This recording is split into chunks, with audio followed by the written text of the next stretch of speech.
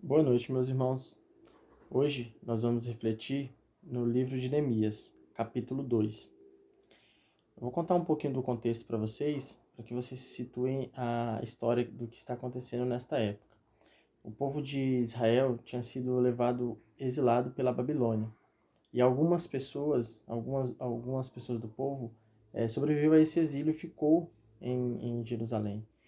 E Neemias, nesta época, ele era empregado do rei.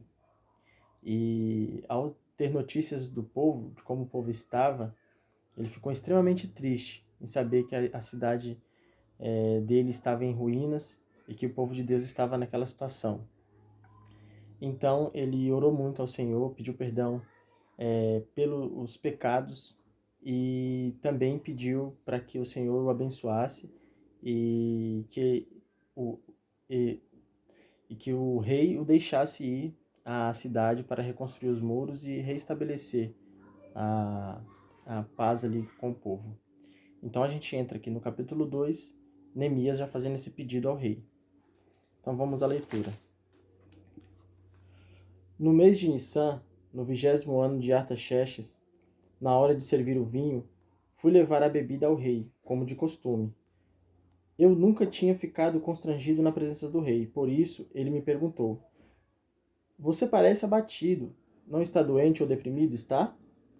A pergunta me deixou ainda mais perturbado. Respondi: Viva o rei!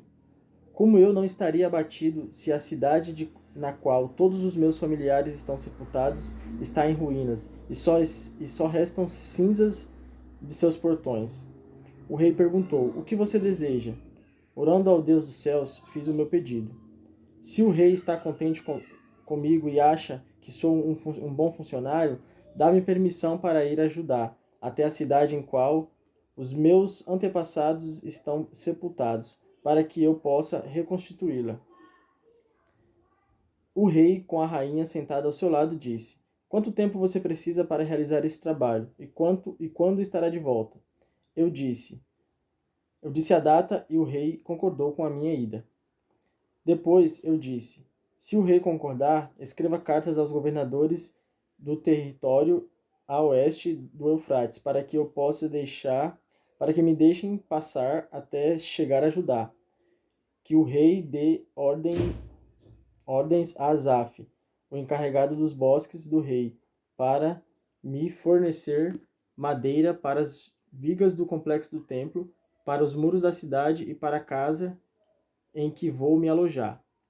A mão generosa de Deus estava comigo, e o rei me concedeu as cartas. Quando me encontrei com os governadores do lado do rio Eufrates, mostrei a eles as cartas do rei. O rei providenciou até mesmo uma escolta de cavaleiros. Quando Sambalate, o Oronita, e Tobias, o oficial amonita, souberam disso, ficaram furiosos. Eles não se conformavam em ver alguém defender os interesses do povo de Israel. Bom, gente, a reflexão deste texto aqui que eu peguei é principalmente sobre oração. Neemias foi um homem que ajudou o povo de Deus a se restabelecer e era um homem de oração. E o que eu aprendo com Neemias a respeito da oração?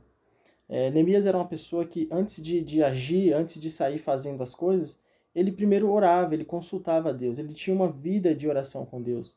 E é interessante que no capítulo 1, versículo 10, ele diz assim: Eles são os teus servos, o povo que libertaste de maneira poderosa e impressionante. O Senhor ouve a oração do teu servo e de todos os que honrem o teu nome.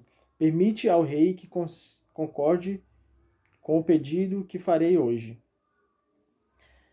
Então Neemias foi alguém que não só orou, mas pensou em fazer algo pelo povo, pensou em fazer algo. E às vezes a gente acaba caindo numa situação que a gente só ora e não pergunta a Deus o que nós podemos fazer, ou tem alguns planos para ajudar alguém, ou tentar resolver aquela situação de alguma forma, para que Deus possa usar nossas vidas para apaziguar ou até mesmo para resolver uma situação. Então a gente precisa ter esse equilíbrio entre orar e agir.